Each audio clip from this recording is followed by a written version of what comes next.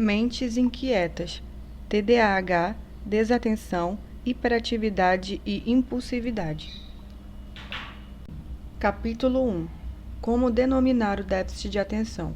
A difícil arte do autoconhecimento. Muitas denominações e siglas têm sido usadas para referir-se ao distúrbio do déficit de atenção. Em um número recente da Attention, revista americana do Chat, uma associação de DDAs e simpatizantes, foi sugerido que, de agora em diante, se utilizasse a sigla DAHI quando estiverem discutindo sobre o distúrbio do déficit de atenção com hiperatividade e impulsividade, enquanto DDA será usado para o distúrbio com características predominantemente desatentivas. A sigla DAHI é apenas a mais recente das mudanças de nome atribuídas ao déficit de atenção nos últimos anos.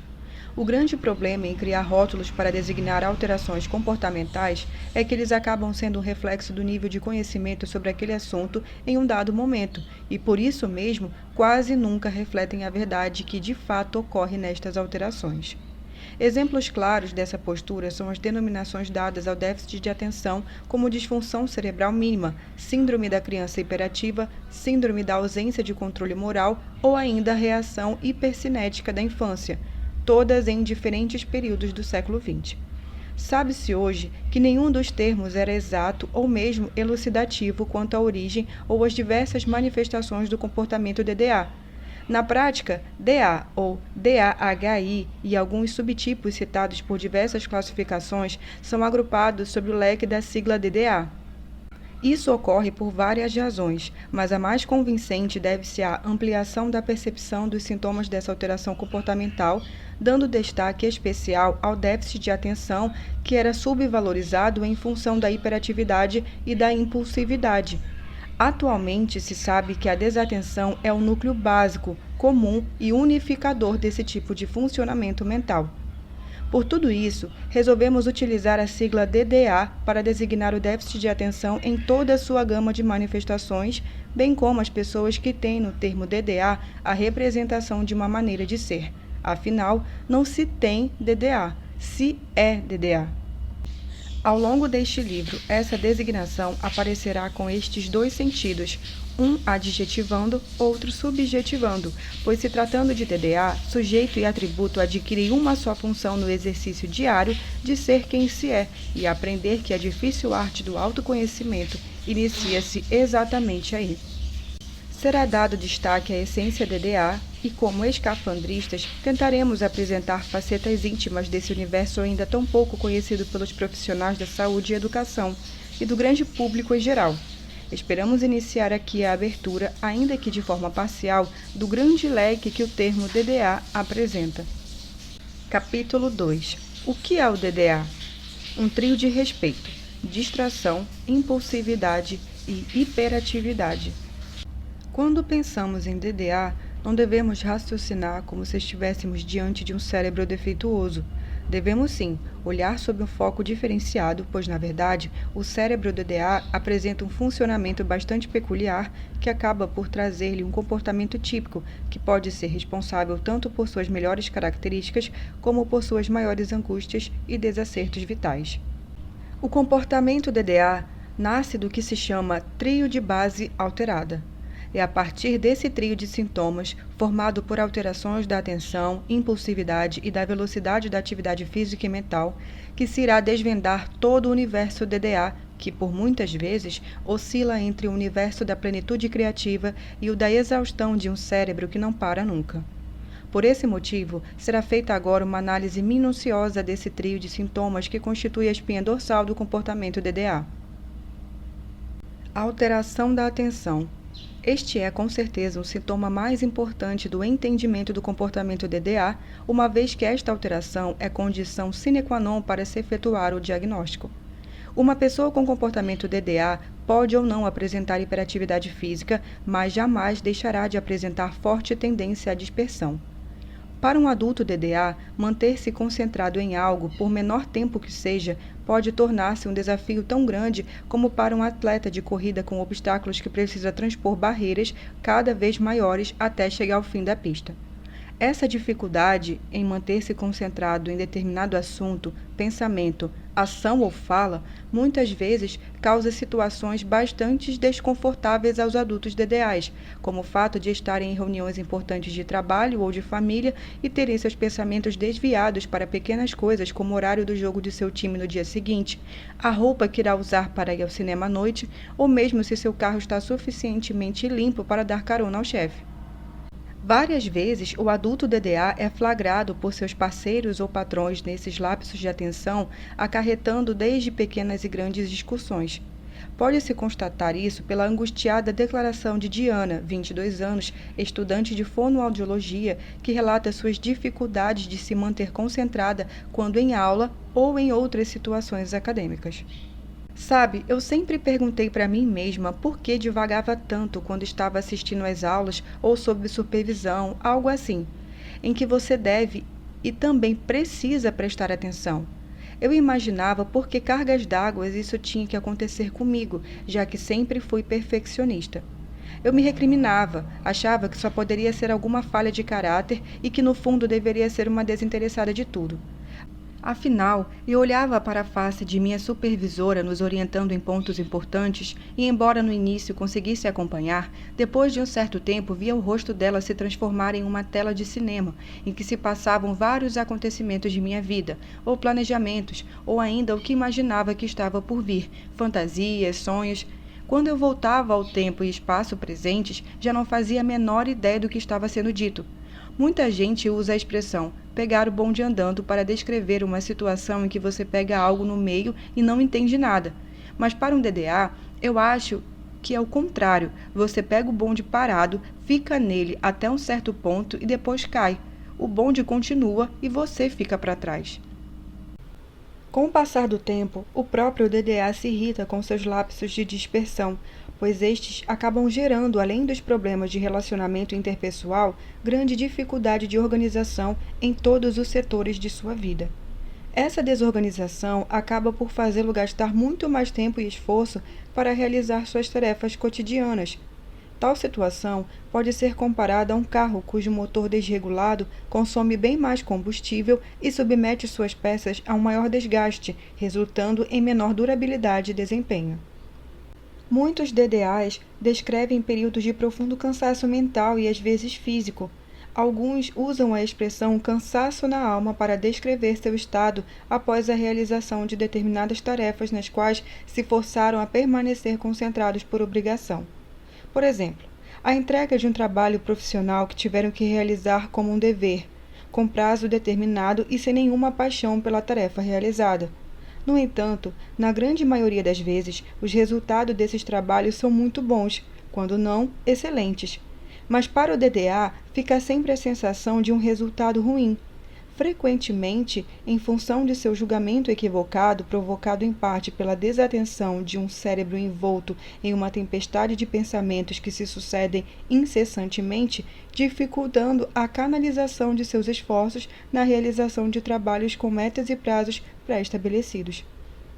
A estudante de fonoaudiologia relata também várias situações comuns a um DDA: a fraca avaliação ou a consciência que tem acerca da própria competência. Aqueles trabalhos escritos que você tem que fazer dezenas de vezes na faculdade, como dissertações e pesquisas, sempre foram sinônimo de terror para mim. Todo início de período eu jurava que desta vez seria diferente. Não deixaria os trabalhos para entregar em cima da hora. Assim como prestaria atenção em aulas inteiras, anotaria o que os professores falassem e depois passaria limpo de forma organizada. O que acabava acontecendo é que meus apontamentos sempre ficavam naquela zona, além de incompletos, porque eu sempre caía do bonde. Daí eu pedi o caderno daquelas meninas que sempre conseguiam fazer o que para mim era impossível e tirava fotocópias. O mais engraçado era que eu quase sempre tirava notas maiores que as delas, usando o mesmo material. Mas no caso de trabalhos dissertativos, eu sempre deixava para os 45 minutos do segundo tempo. Fazia no maior desespero, achava uma porcaria e os professores adoravam. Eu ficava sem entender nada, eu me achava uma fraude. Sempre desejei fazer os trabalhos de uma forma disciplinada. O curioso é que nas poucas vezes que consegui, não saíram tão bons, pelo menos na avaliação dos professores.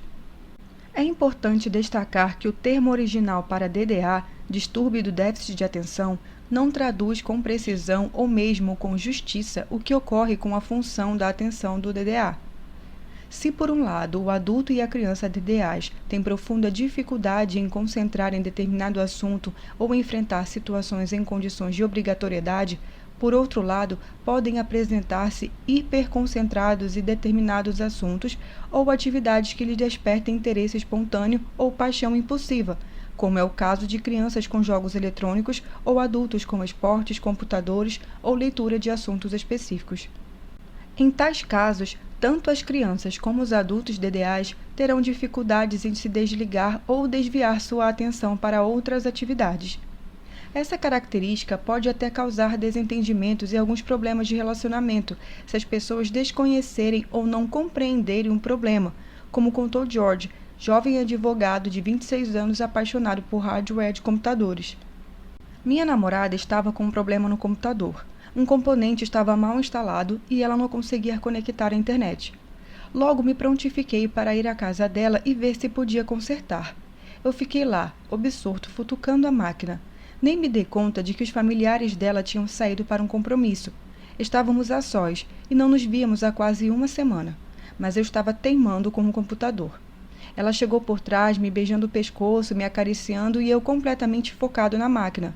Ela continuou, me tirou a blusa, finalmente virou a minha cadeira e aí é que eu me dei conta.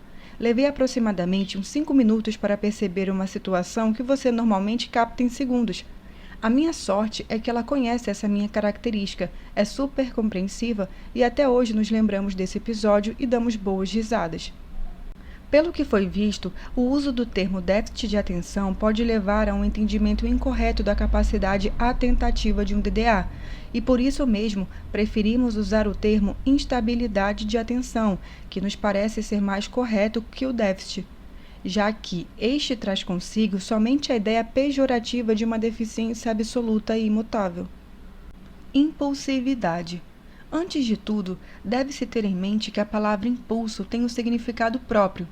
Ação de impelir, força com que se impele, estímulo, abalo, ímpeto, impulsão. Todas essas definições literais irão ajudar a entender a maneira pela qual o DDA reage diante de estímulos do mundo externo. Pequenas coisas podem despertar-lhe grandes emoções e a força dessas emoções gera o combustível aditivado de suas ações. Sua mente funciona como um receptor de alta sensibilidade, que ao captar um pequeno sinal, reage automaticamente sem avaliar as características do objeto gerador do sinal captado. Um exemplo simples dessa situação seria o caso de um caçador que, ao detectar um pequeno ruído na floresta, põe em disparo uma R-15 a fim de abater sua caça.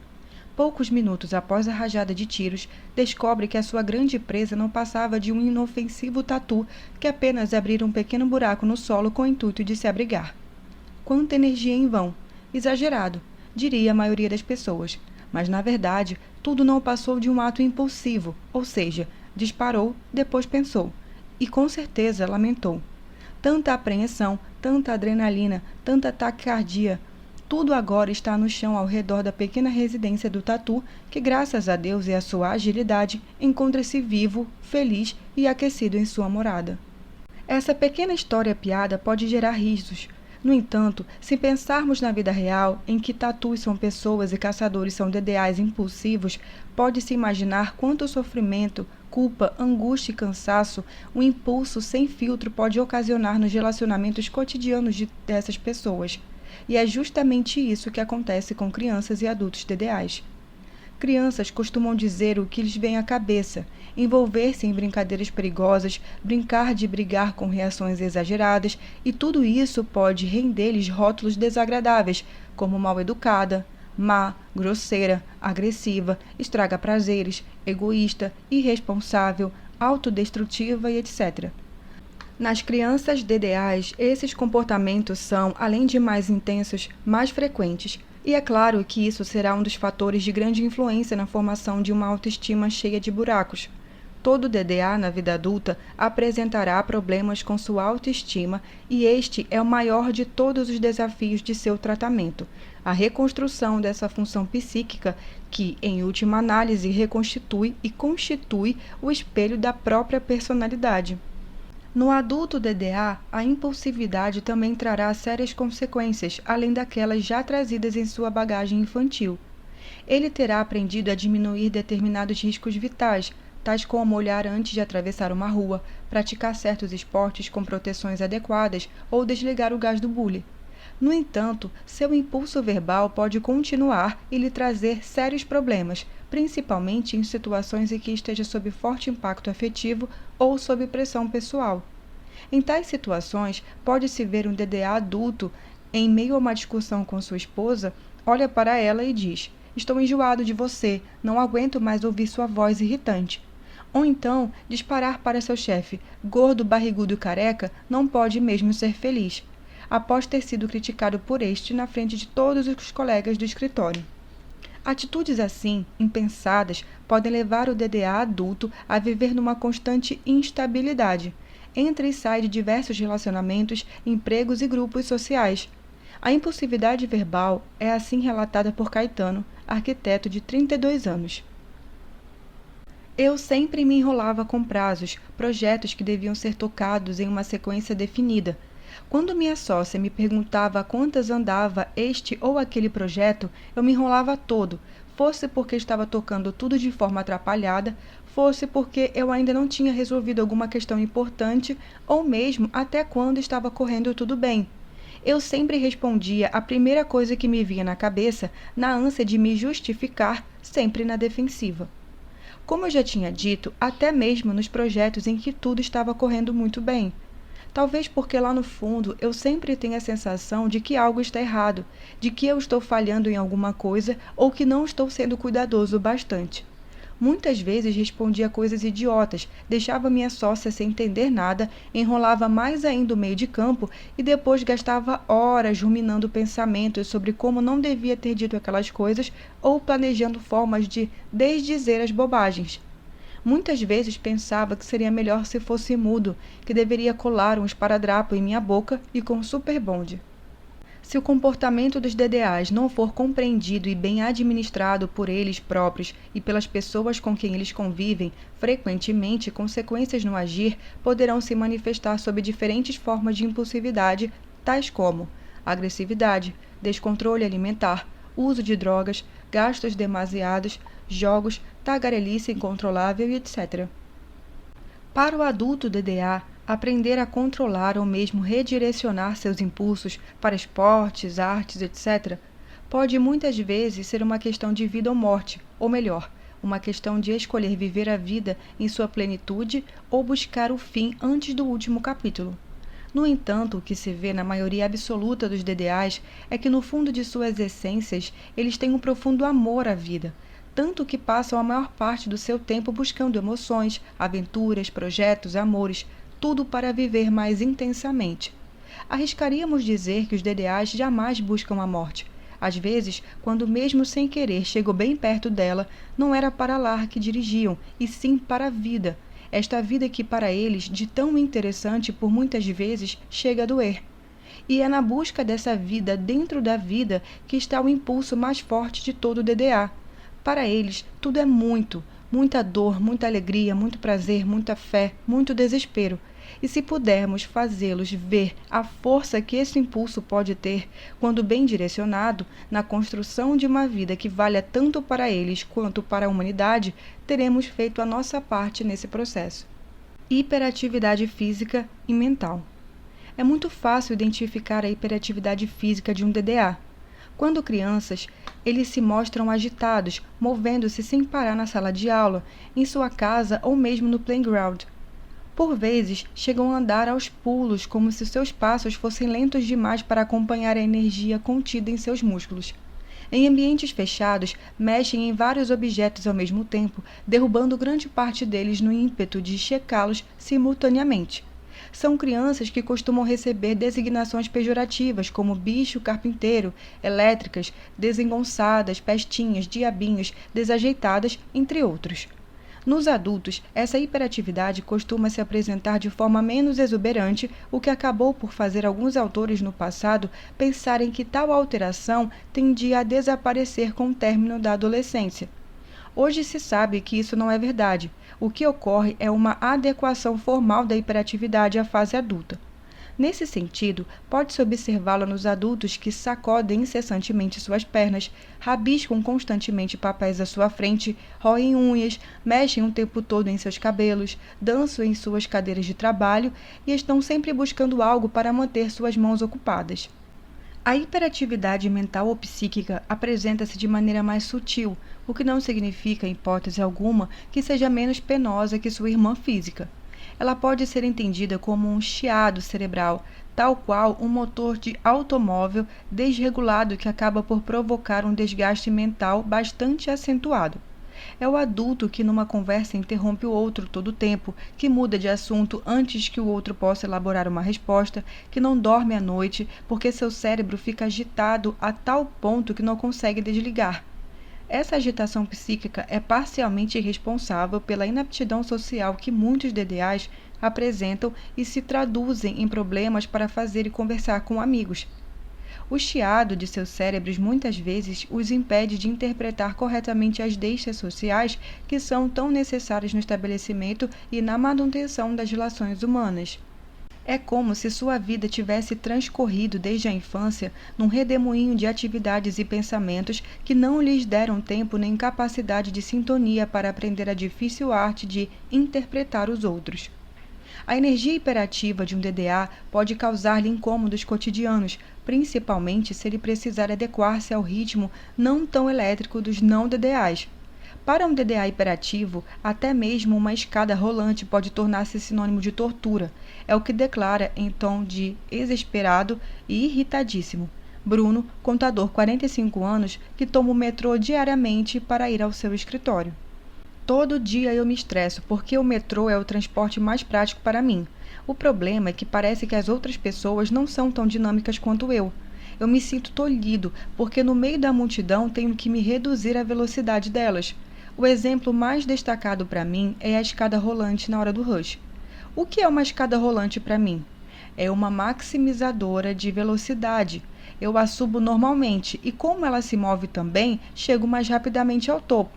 Deveria ser esta a função dela, impulsionar. Mas como normalmente as pessoas usam a escada? Como descanso, elas param em um degrau placidamente e deixam a escada levá-las. O pior é que, quando fazem isso, elas brecam os movimentos das pessoas que estão vindo atrás e que estão com pressa. Ou seja, elas param e também empacam todas as pessoas degraus abaixo. Se existem aqueles tipos humanos conhecidos como gente que faz, certamente não são essas pessoas. Eu fico inquieto e ansioso, eu quero me mover, agitar, sinto-me como um felino enjaulado, tolhido por um bando de pacas. Em função de tudo o que foi dito a respeito da tríade de base alterada no funcionamento DDA, resolvemos elaborar, com base empírica advinda da experiência clínica, uma tabela com 50 critérios sugeridos para DDA na população adulta. Procuramos, dentro do que foi possível, buscar critérios relacionados com a vida cotidiana, visando facilitar a auto- e a heteroidentificação, bem como seu entendimento prático. Ao ler a lista a seguir, considere a frequência e a intensidade com as quais as situações ocorrem e pense na possibilidade de caracterizar um funcionamento DDA se, pelo menos, 35 das opções forem positivas. Cabe destacar ainda que a lista foi subdividida em 4 grandes grupos para enfatizar situações decorrentes dos sintomas primários do DDA: desatenção, hiperatividade e impulsividade, bem como situações secundárias, ou seja, aquelas que quase sempre aparecerão como consequência do próprio desgaste do cérebro DDA e das dificuldades crônicas enfrentadas por essas pessoas nos diversos setores de suas vidas afetivas, familiares, social e profissional. Primeiro grupo: instabilidade da atenção. Desvia facilmente sua atenção do que está fazendo quando recebe um pequeno estímulo. Um assobio do vizinho é suficiente para interromper uma leitura. Tem dificuldade em prestar atenção à fala dos outros. Numa conversa com outra pessoa, tende a captar apenas pedaços soltos do assunto. Desorganização cotidiana. Tende a perder objetos, chaves, celular, canetas, papéis, atrasar-se ou faltar a compromissos, esquecer o dia de pagamentos das contas, luz, gás, telefone e seguro. Frequentemente apresenta brancos durante uma conversa.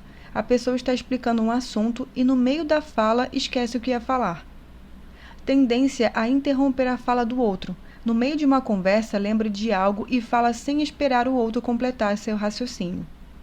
Costuma cometer erros de fala, leitura ou escrita. Esquece uma palavra no meio de uma frase ou pronuncia errado palavras longas. Reage irrefletidamente às provocações, críticas ou rejeição. É o tipo de pessoa que explode de raiva ao sentir-se rejeitada. Tendência a não seguir regras ou normas pré-estabelecidas. Um exemplo seria o trabalhador que teima em não usar equipamentos de segurança, apesar de saber da importância destes.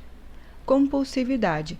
Na realidade, a compulsão ocorre pela repetição constante dos impulsos, os quais, com o tempo, passam a fazer parte da vida dessas pessoas, como as compulsões por compras, jogos, alimentação, etc. Sexualidade instável. Tende a apresentar períodos de grande impulsividade sexual, alternados com fases de baixo desejo. Ações contraditórias.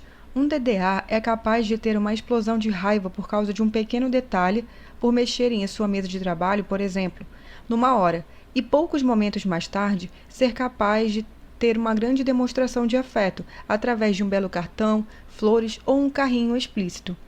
Ou ainda, ser um homem arrojado e moderno no trabalho e, ao mesmo tempo, tradicional e conservador no âmbito familiar e afetivo. Hipersensibilidade. O DDA costuma melindrar-se facilmente. Uma simples observação desfavorável sobre a cor de seus sapatos é suficiente para deixá-lo interminavelmente arrasado, sentindo-se inadequado. Hiperreatividade. Essa é uma característica que faz com que o DDA se contagie facilmente com os sentimentos dos outros. Pode ficar profundamente triste ao ver alguém chorar, mesmo sem saber o motivo, ao mesmo tempo que pode ficar muito agitado ou irritado em ambientes barulhentos ou em presença de multidão. Tendência a culpar os outros. Um DDA muitas vezes poderá culpar outra pessoa por seus fracassos e erros, como o aluno que culpa o colega de turma por ter errado uma questão da prova, já que este colega estava cantarolando baixinho na hora. Mudanças bruscas e repentinas de humor. O DDA costuma mudar de humor rapidamente, várias vezes no mesmo dia, dependendo dos acontecimentos externos ou ainda de seu estado cerebral, uma vez que o DDA pode entrar em exaustão, prejudicando a modulação do seu estado de humor. Tendência a ser muito criativo e intuitivo. O impulso criativo do DDA é talvez a maior de suas virtudes.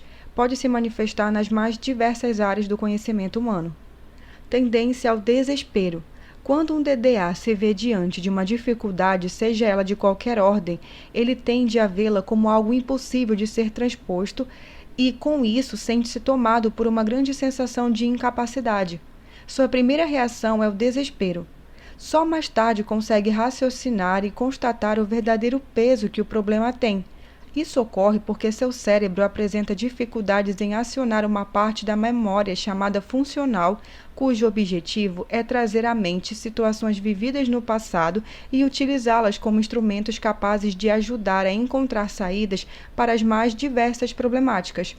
Essa memória funcional parece ser bloqueada pela ativação precoce da impulsividade, que nesse tipo de pessoa encontra-se hiperacionada.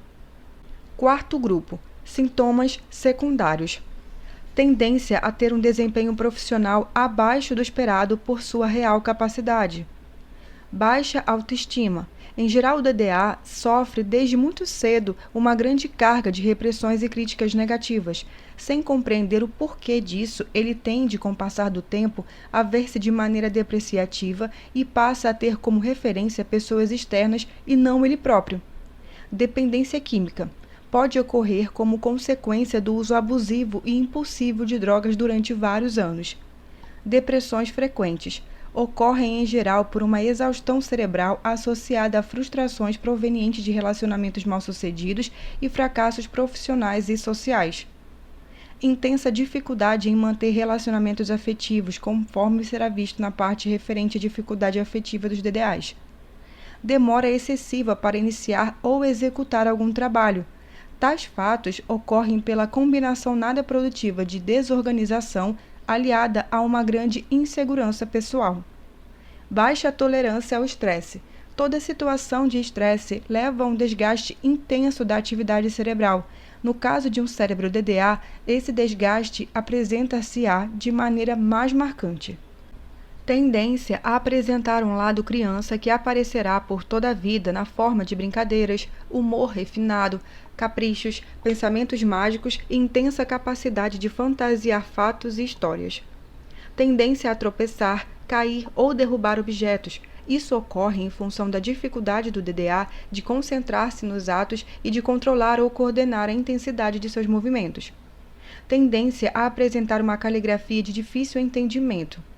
Tensão pré-menstrual muito marcada, ao que tudo indica, em função das alterações hormonais durante esse período que intensificam os sintomas do DDA.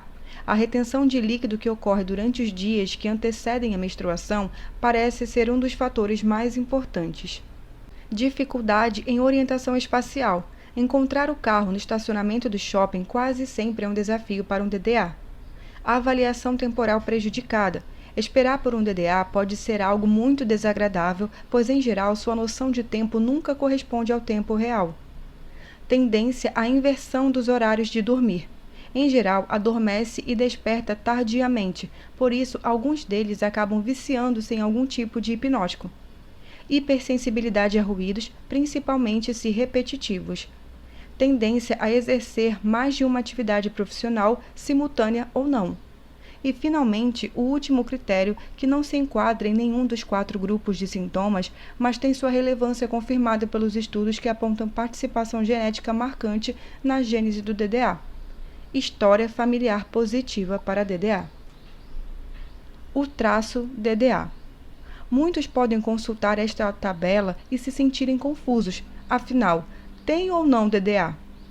Isso acontece quando você percebe que se encaixa bem em algumas características, mas não em sua maioria.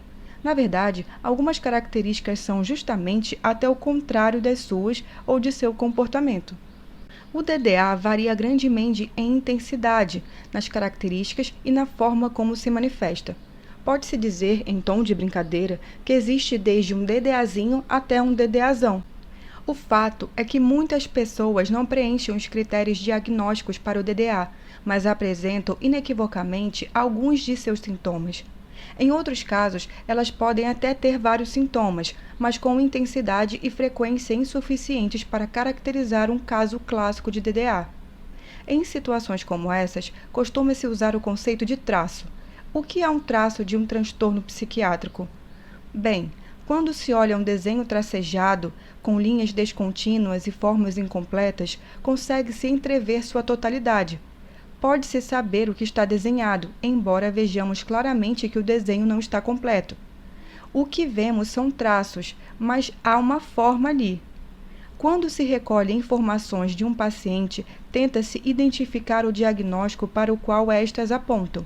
Muitas vezes consegue-se defini-lo, porém, em outras ocasiões, não se pode estabelecer o diagnóstico de forma definitiva.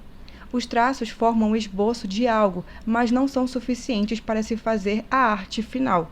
No entanto, um esboço não é uma figura amorfa.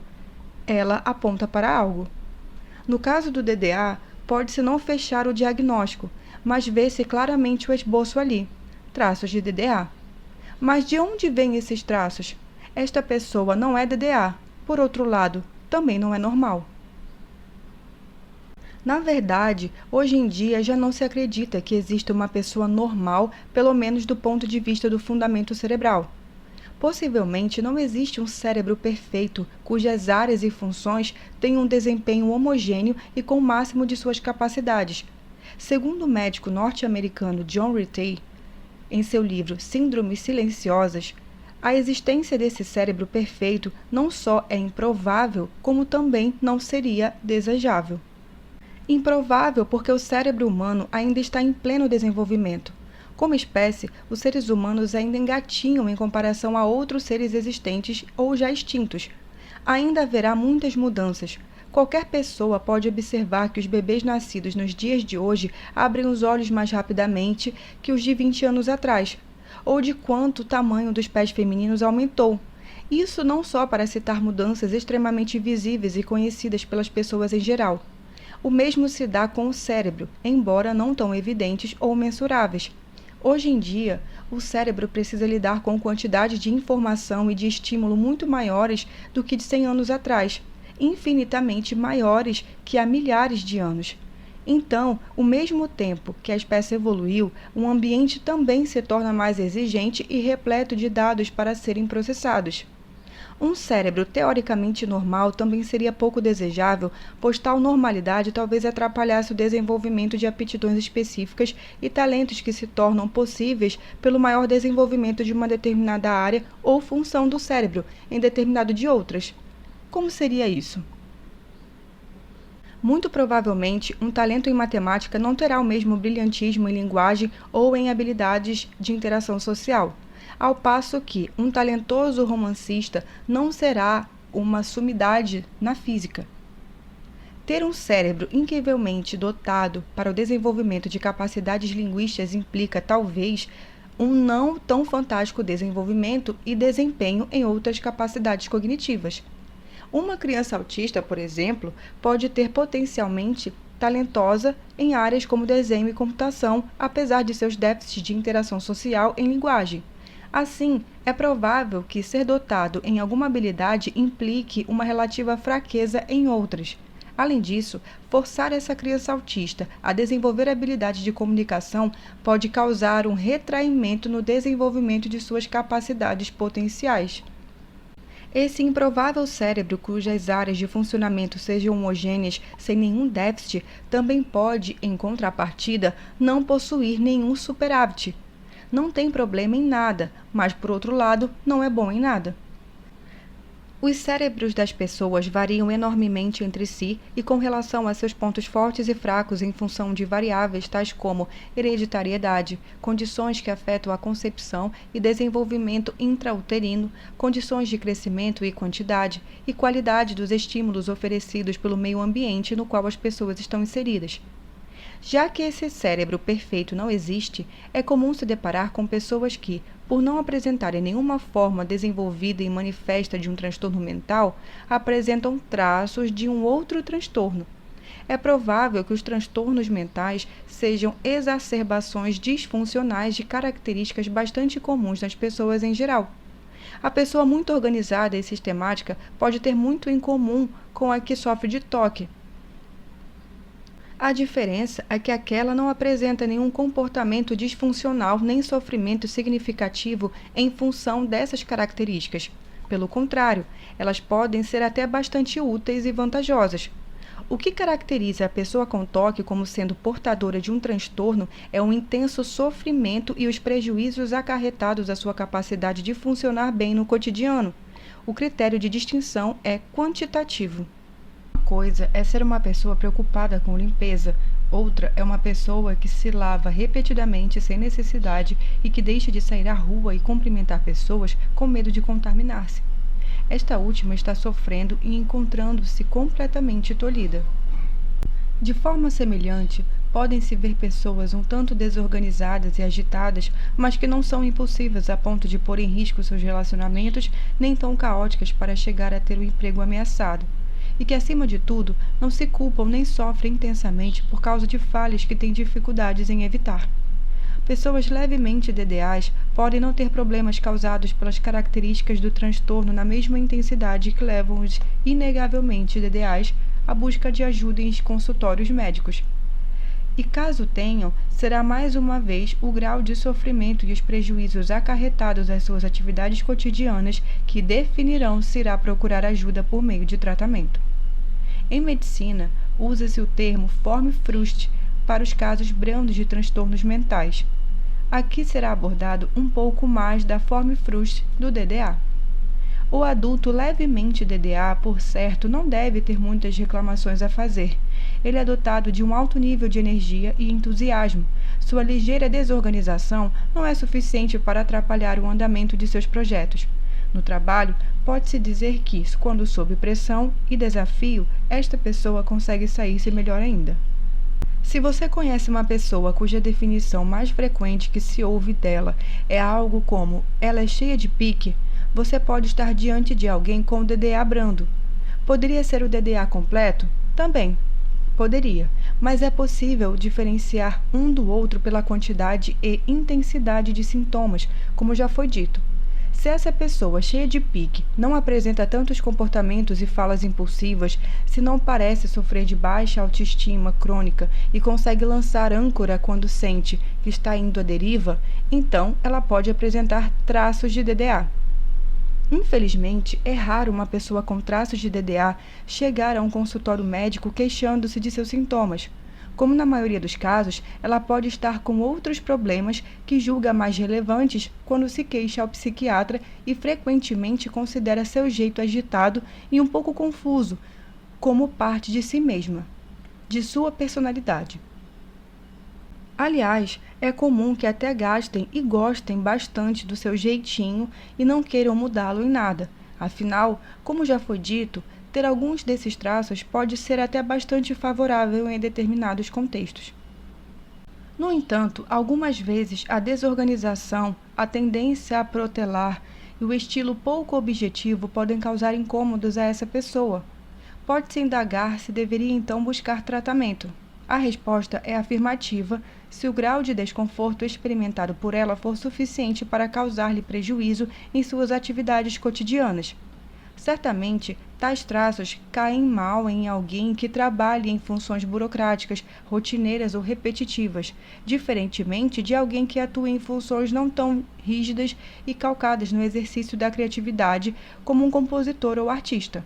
Assim, a decisão pelo tratamento será baseada em um exame cuidadoso do nível de desconforto experimentado pelo indivíduo e da solicitação das exigências ambientais ao